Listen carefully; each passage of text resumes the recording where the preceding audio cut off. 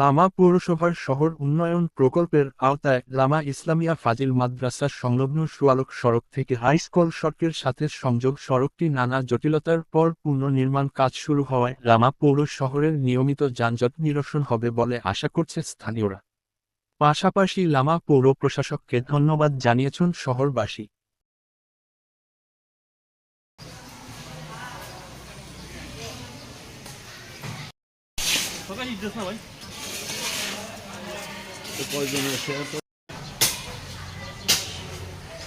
সংযোগ লোকেশন